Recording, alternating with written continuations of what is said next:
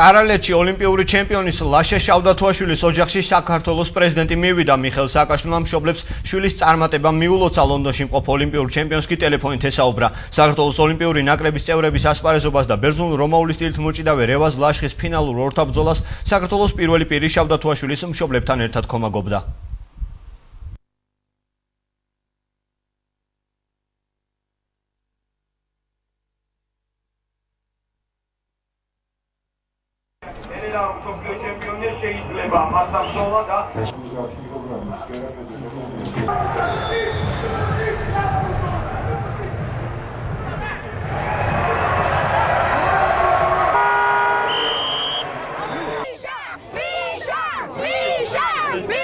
Თქვენი გულშემატკივრები თელი საქართველო.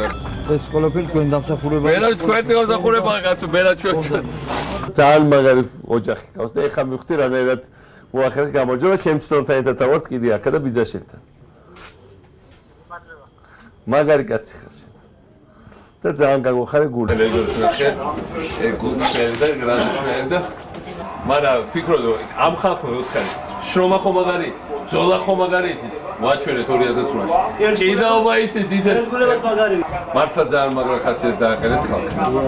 და თქვენი ის მოისმინე რომ როცა ბომბავდნენ მაშინაც ვარჯიშობდნენ და ეგარი ბრძოლის სცენარია.